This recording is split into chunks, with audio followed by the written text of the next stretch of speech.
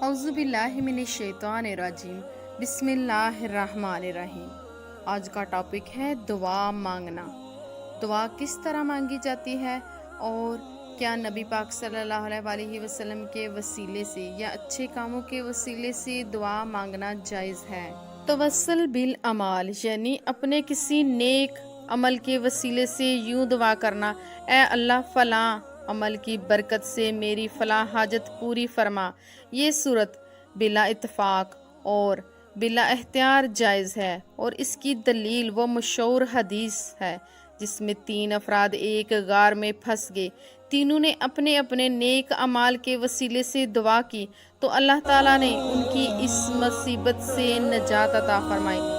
حضرت عمر بن خطاب رضی اللہ تعالیٰ عنہ سے مروی ہے کہ حضور نبی اکرم صلی اللہ علیہ وسلم نے فرمایا، جب حضرت آدم علیہ السلام سے خطا سرزد ہوئی تو انہوں نے بارگاہ الہی میں عرض کیا، اے میرے پروردگار، میں تجھ سے محمد صلی اللہ علیہ وسلم کے وسیلے سے سوال کرتا ہوں، میری مغفرت فرما۔ اللہ تعالیٰ اپنے محبوب کا نام سن کر بہت خوش ہوئے۔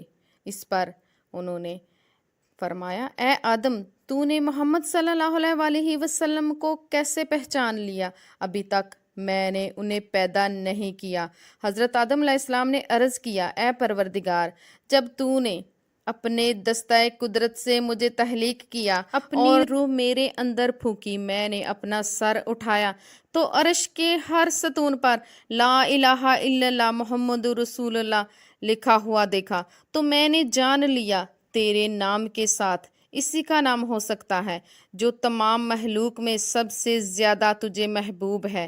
اس پر اللہ تعالیٰ نے فرمایا، اے آدم، تو نے سچ کہا، مجھے ساری مخلوق میں سے سب سے زیادہ محبوب وہی ہے، اور اب جب کہ تم نے ان کے وسیلے سے مجھ سے دعا کی ہے تو میں نے تجھے معاف کر دیا۔ جب ہمارے باپ دادا حضرت آدم علیہ السلام کی دعا قبول ہو سکتی ہے نبی پاک کا وسیلہ پیش کرنے سے، تو ہماری بھی دعا قبول ہو سکتی ہے۔ ایک حدیث کا مفہوم ہے کہ قریظہ اور بنو نذیر کے یہود نبی اکرم صلی اللہ علیہ وسلم کی بصیرت سے پہلے آپ کے وسیلے سے فتح نصرت کی دعا مانگا کرتے تھے۔ سورۃ البقرہ کی آیت ہے۔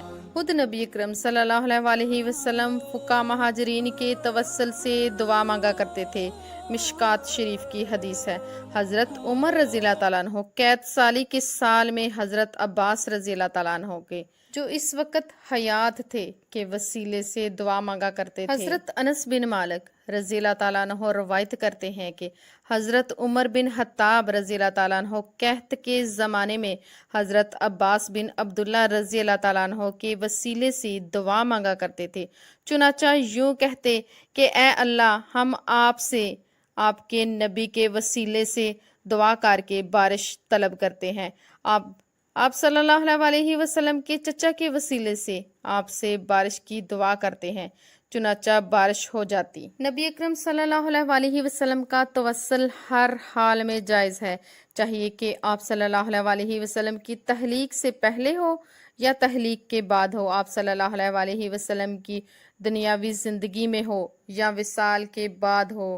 جائز ہے۔ نبی پاک صلی اللہ علیہ وسلم کا وسیلہ کہنا جائز ہے۔ دعا کے آداب میں سے یہ ہے کہ پہلے اللہ تعالیٰ کی حمد و ثنا کی جائے اور اللہ تعالیٰ کے نبی کے وسیلے سے دعا کی جائے تاکہ یہ قبولیت کا شرف حاصل ہو جائے۔ البتہ کسی نبی یا ولی سے حاجت مانگنا شرک ہے۔ تفصیل کے مطابق رسول پاک صلی اللہ علیہ وسلم کے توسل سے دعا مانگنا اگرچہ لازم نہیں لیکن دعا کی قبولیت کے لیے مؤثر ہے۔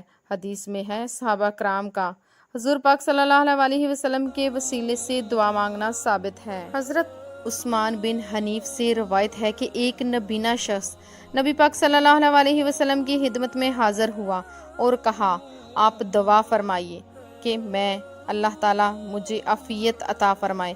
آپ صلی اللہ علیہ وسلم نے فرمایا، اگر تم چاہو تو میں تمہارے لیے دعا کروں، اگر چاہو تو صبر کرو، یہ تمہارے لیے بہتر ہوگا۔ اس نے کہا، آپ میرے لیے دعا کیجیے۔ آپ صلی اللہ علیہ وسلم نے اسے حکم دیا کہ اچھی طرح وضو کرو اور کہو، اے اللہ، میں آپ سے سوال کرتا ہوں، آپ کی طرف متوجہ ہوتا ہوں، آپ کے نبی मोहम्मद सल्लल्लाहु अलैहि वसल्लम के वसीले से जो नबी आखिरुज़्ज़मां हैं, ए अल्लाह जो नबी आखिरुज़्ज़मां हैं, मेरे रब बेशक मैं अपनी इस हाजत में आपकी तरफ आपके ज़रिए मतवज्जो होता हूँ ताकि आप मेरी हाजत पूरा फरमाएं। ए अल्लाह मेरे बारे में इन नबी सल्लल्लाहु अलैहि वसल्लम की सिफारिश कबूल फरमाइए। दुआ में हजूर पाक सल्लल्लाहु अलैहि वसल्लम का वसीला इख्तियार करना जायज़ और दुरुस्त है। मसलन दुआ करने वाले यूँ कहें, ए अल्लाह हजूर पाक सल्लल्लाहु अलैहि वसल्लम के सदक़े से तुफ़ैल से मेरी दुआ कबूल फरमा। सहाबा कराम से हजूर पाक सल्लल्लाहु अलैहि वसल्लम के वसीले से दुआ करना साबित है। चुनाचा एक सहाबी ने हजूर पाक सल्लल्लाहु अलैहि वसल्लम की हदायत के मुताबिक आप सल्लल्लाहु अलैहि वसल्लम के वसीले से दुआ मांगी, उनकी दुआ कबूल हुई। तमाम अहले इस्लाम नबी पाक सल्लल्लाहु अलैहि वसल्लम के वसीले से अल्लाह ताला से दुआ करते हैं और मुसलमानों की दुआएं कबूल होती हैं।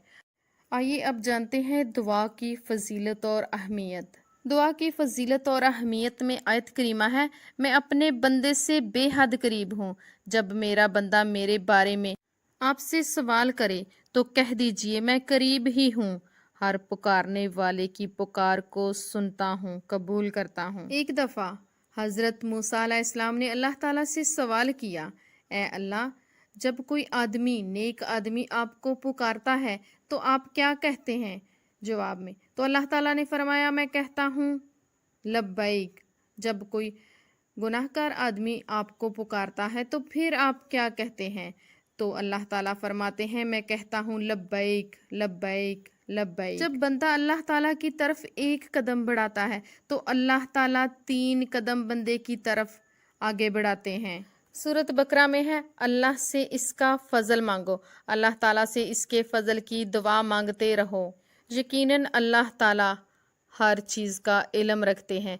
अल्लाह ताला को इखलास के साथ पुकारो, अपने दीन को इसके लिए खालिस करके इसी को पुकारो। तुम्हें अल्लाह ताला ने जैसे शुरू में पैदा फरमाया था इस तरह तुम दोबारा ही पैदा किए जाओगे। चुपके चुपके उसी से दुआ मांगो, अपने रब से गिड़गिड़ाते हुए चुपके चुपके दुआ मांगो, बेशक वो हद से गुजरने वालों को पसंद नहीं करता।